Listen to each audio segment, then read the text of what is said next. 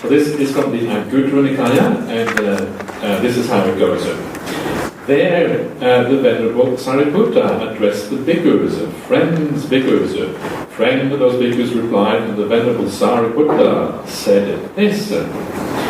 Friends, there are these 5 ways of removing anger, right, resentment, by which a bhikkhu should entirely remove resentment when it has arisen towards anyone. 1-5. Here, a person's bodily behavior is impure, but his verbal behavior is pure. One should remove resentment towards such a person. A person's verbal behavior is impure, but his bodily behavior is pure. One should also remove resentment towards such a person.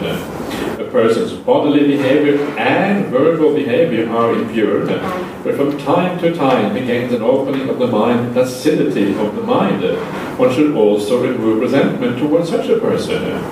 A person's bodily behavior and verbal behavior are impure, and he does not gain opening of the mind, placidity of the mind from time to time.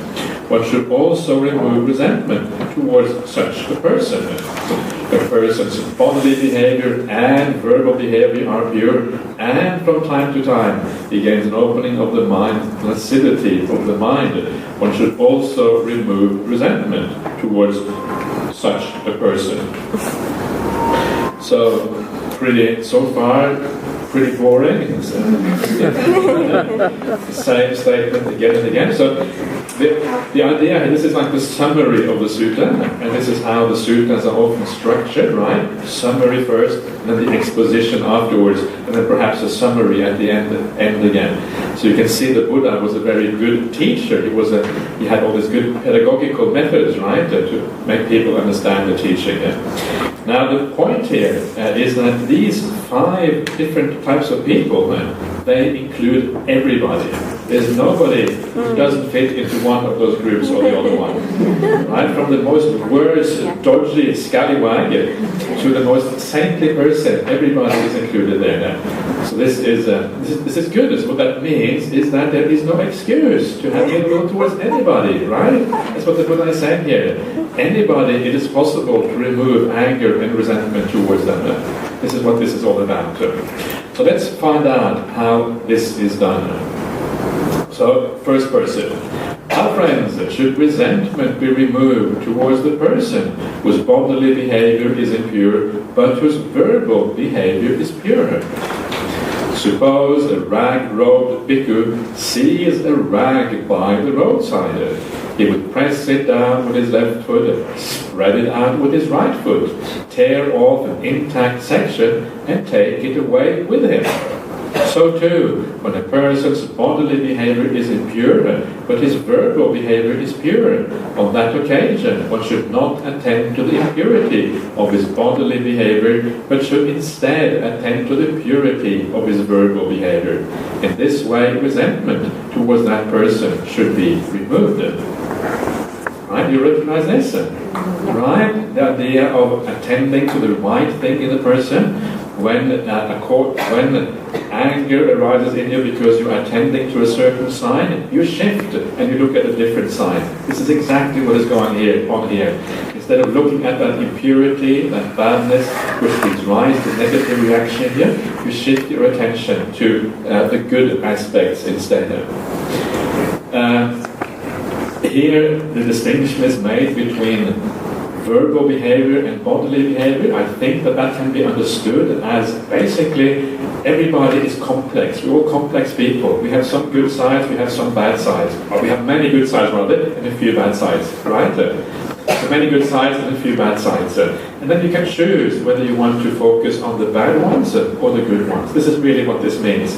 I don't think you have to worry too much about the bodily versus verbal behavior. It just means that we are complex, many aspects to us. So then you have this beautiful simile here which explains how you're supposed to do this, right? A rag-robed bhikkhu sees a rag by the roadside. Hooray, a rag, right? So if you're a rag robe, you're very happy to see a rag because you're going to make a rag robe. So in those days they made rag robes. They had this robe was made of all these little squares, right? Sometimes really filthy, sometimes really and sometimes they were okay. And it's quite cool when you have a rag robe. I used to have a rag robe myself, but I was in my early years as a monk, and every all kind of different squares, different colors, only allowable colors, of course, but different colors and things, and it kind of is quite nice. It means it's very frugal, right? You just pick up rags wherever you find them, you sew them into a robe. It's actually very nice. These days it doesn't matter so much because cloth isn't as expensive, but in those days cloth could be very, very expensive, much more valuable than it is these days. So actually being a rag robe monk or nun actually could have a real benefit at that time.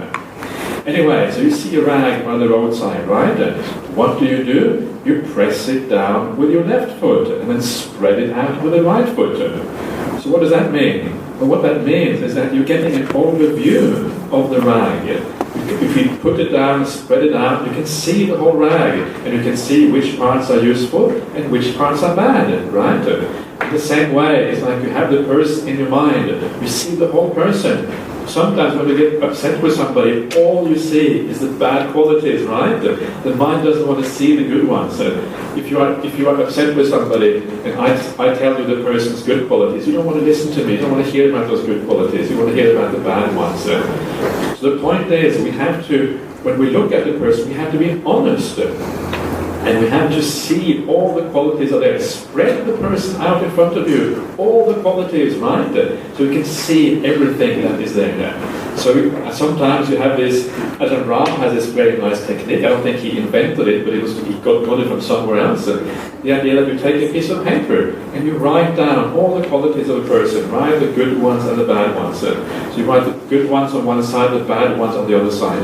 Then you tear the page in half. You take all the bad qualities, you crumble it up and chuck it out, and you're left with all the good ones. So this is what this is about, right? Similar kind of technique.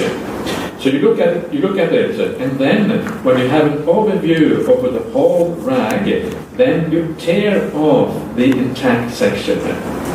What do you do with the intact section? Well, if you are a rag robe wearing monk or nun, you take it with you, right? Because in the future you will be sewing a robe with that. So you take it with you. You put it in your bag, or you put it in a bowl somewhere, and you carry it with you. In exactly the same way, when you see those good qualities in the other person, you take them into your heart, and those are the qualities of that other person that you carry with you as you walk around in the world. Right? It's a beautiful idea that you carry with you all the good qualities. That is what you keep in your mind. What do you do with all the bad stuff? Well, the intact section, you tear it off and you take it away.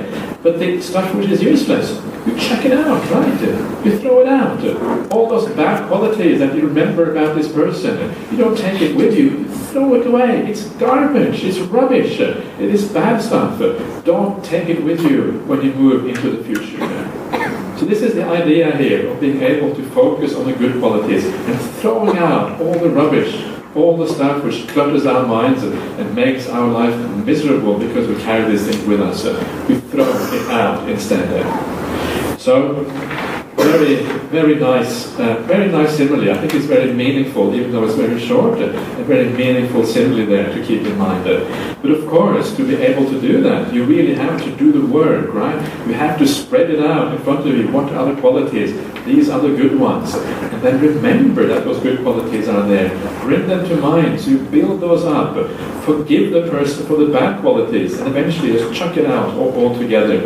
And then that will enable you to refocus your attention if in the future anger or negativity should arise.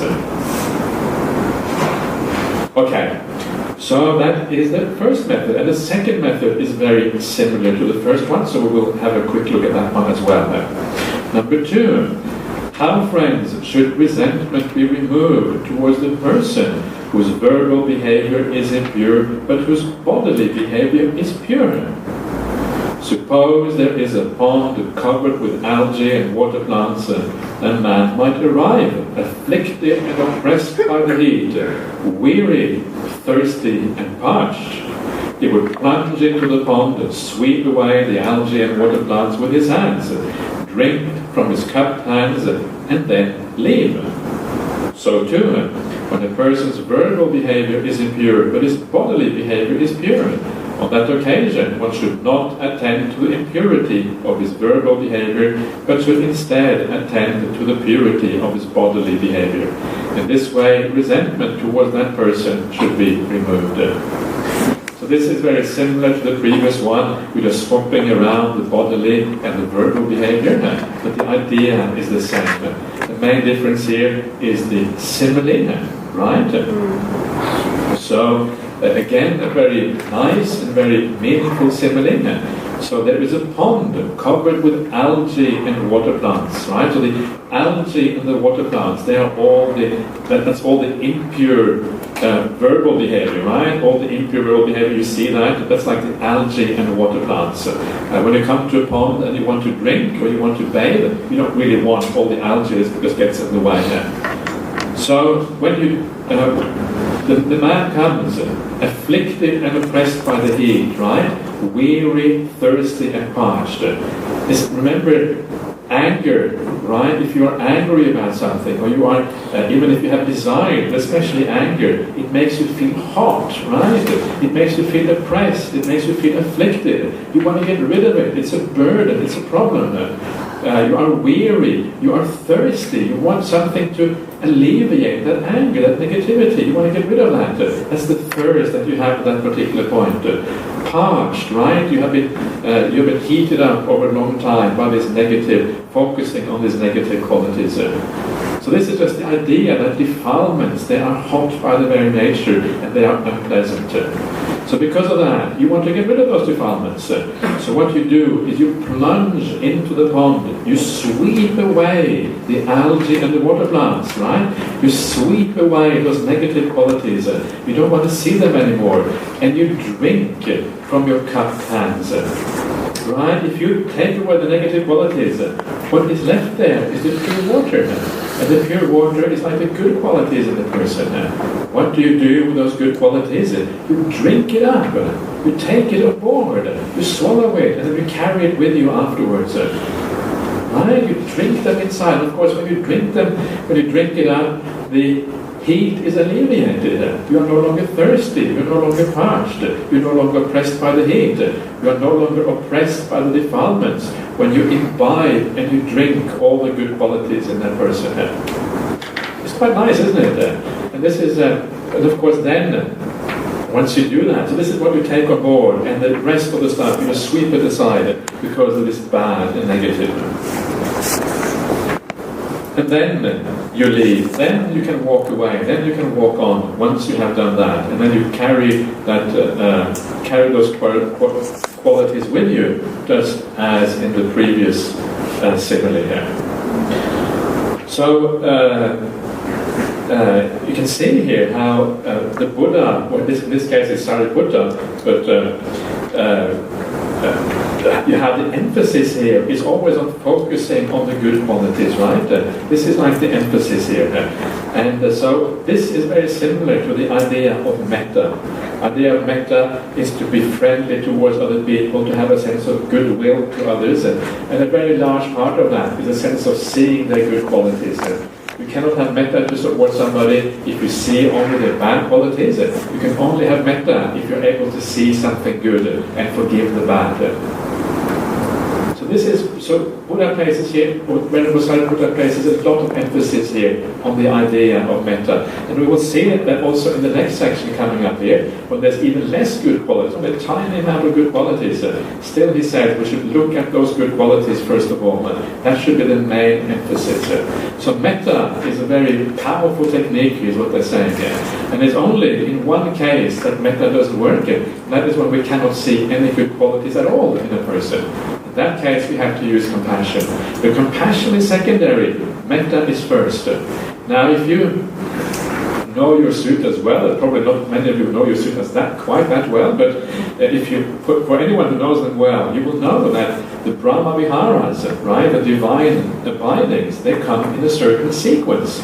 Metta is always first, then Karuna, right, then Mudita, and lastly we have Upekkha. Right? So metta, loving kindness, then compassion, then kind of joy or altruistic joy, or translated in different ways, and the last one is equanimity. So metta always comes first. And now you know, now you can see the connection to this sutta as well, right? Metta should always be practiced first. Why is it? Why is that the case? Why so much emphasis on metta rather than compassion? We often talk about compassion being one of the most important things in Buddhism, but actually what it is saying is that metta is even more important than compassion. Why is that? And I think the reason is that when you focus on compassion, you're focusing more on suffering, right? When you see the suffering in somebody else, you have compassion towards them.